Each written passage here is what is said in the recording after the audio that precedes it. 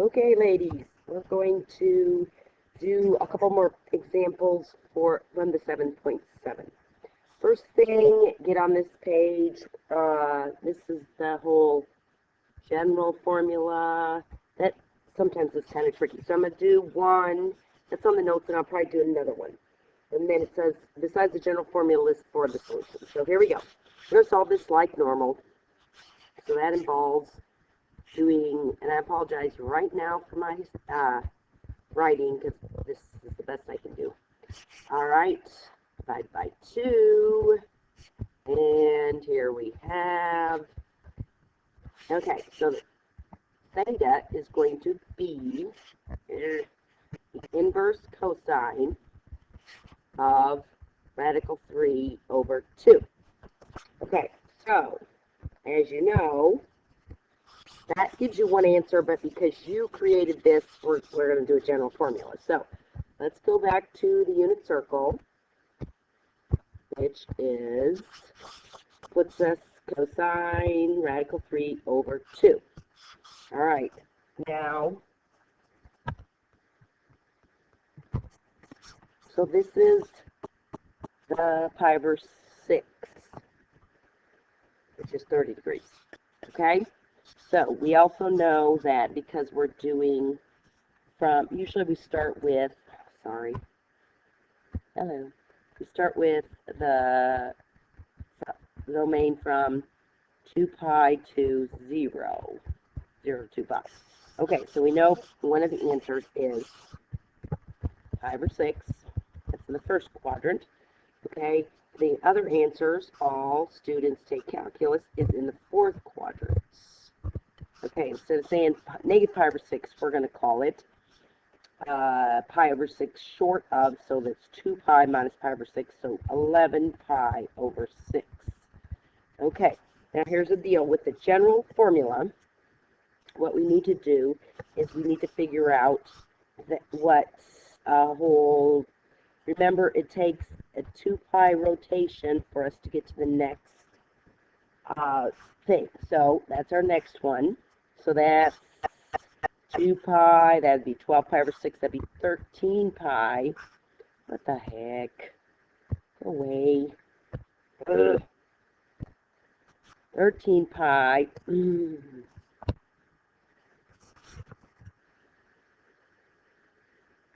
13 pi over 6. We added 2 pi to this.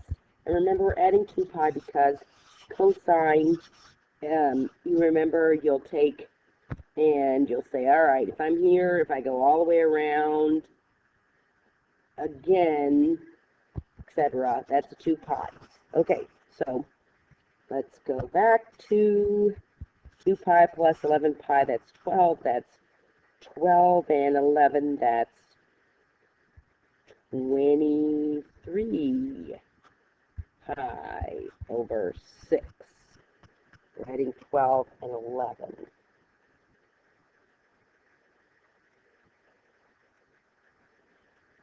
Okay, so what you're want to see is kind of a general formula here going on. So let's list all our answers so far. We have pi. We have 11 pi over 6. We're adding 2 pi. So basically what we can do is we can add 2 pi times whatever. So we call this 2 pi times n. And same thing with 11 pi, 2 pi times n, where n is an integer. Oh, for gosh sakes. Okay? And that's our general form. Okay? And then it says to list, how many do we miss? 6? 4. Okay, so we got 4. So 1, 2, 3, and 4. I think the homework problems actually use 6. So if we wanted to add another, we would just add another 2 pi onto here, remember, which is 12 pi over 6. Okay, and again, you're adding 2 pi because of cosine being the period is cosine. Okay? That's nice.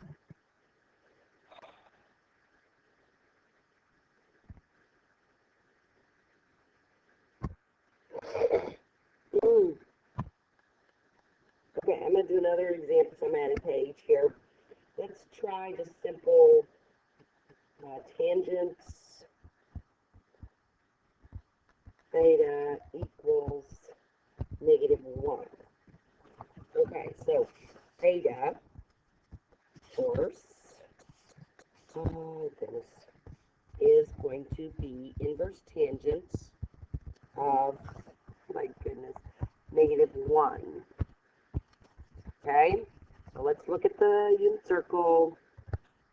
Remember, you have tangent is positive here and here, so negative would be here and here. Okay, we're looking for a general formula, and we're also looking for a four solutions. Okay, so one solution is going to be this one. All right, now remember, if tangent is 1, this angle right here, of course, and that's that angle, reference angle, is pi over 4. So this is pi minus pi over 4, which is 3 pi over 4. So your kindergartners writing that. And then this one is pi over 4 short. So that would be 2 pi minus pi over 4. So that's 7 pi over 4. Okay, now this time, you can kind of tell, but tangent has a pi period. So we just add pi, we get 7 pi over 4. So basically, then that can take over, let's just take pi times n, where again, n is an integer. Okay? So that's our generic formula. If we get 4 solutions, we have 1 here, 2 here, we add another pi. That's another 4 pi over 4, which is 11 pi over 4. Yikes. 11 pi over 4. And then add one more, add another pi. That's another 4 pi over 4, which is 15 pi over 4. So your general solution is right here. Okay, and it's only 1 pi because of the period of a tangent. Remember, it repeats. Look, here's a pi right here. From here to here is a pi. So that also makes sense going with that. Okay, so general formula and then 4 solutions. All right, let's go on to the next thing. This looks like it would be really easy, but there's some tricky parts to it. So, excuse me, let me look at that. Okay, cosine of theta is 0.2.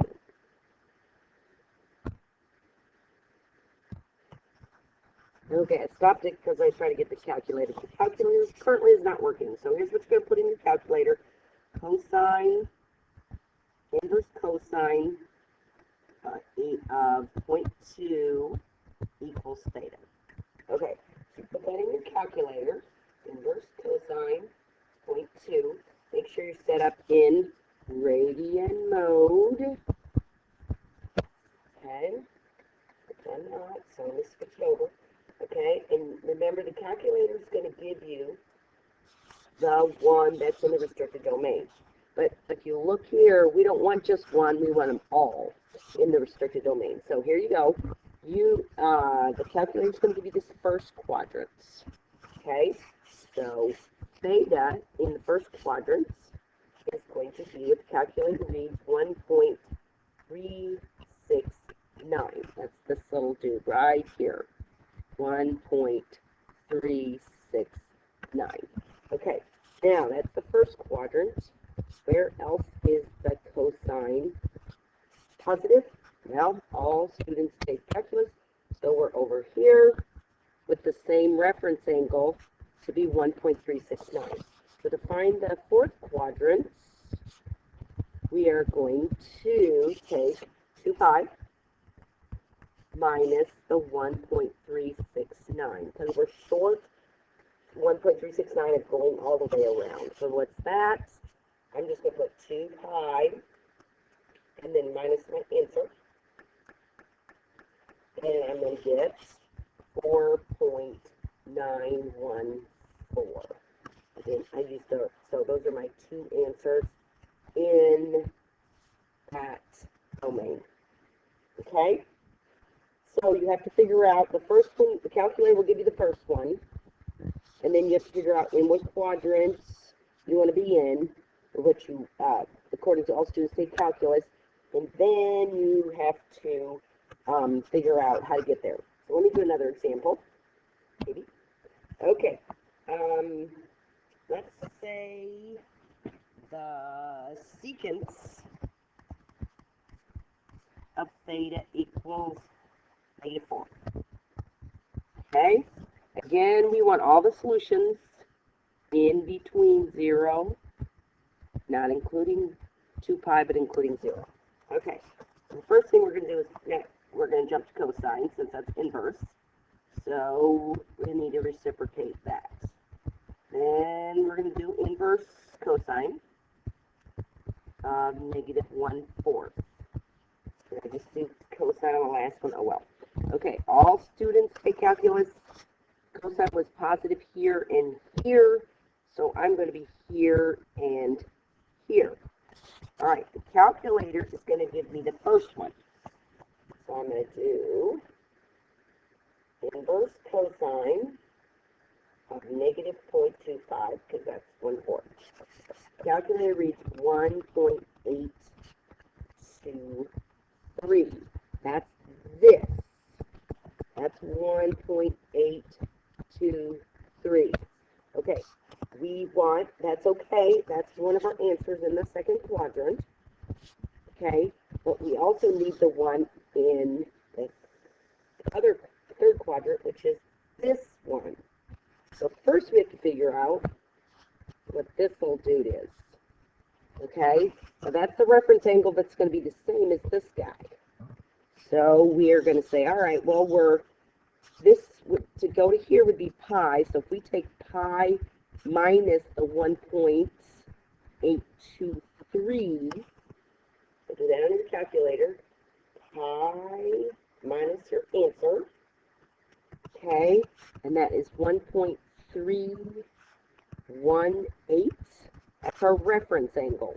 That's that little guy. Okay, and then to get to the third quadrant, we would take and add that reference angle plus pi, because we're pi beyond that. So 1.318, although you probably use this in your calculator, plus pi. Okay, and that is 4. Now we can round it. 460. Dang it.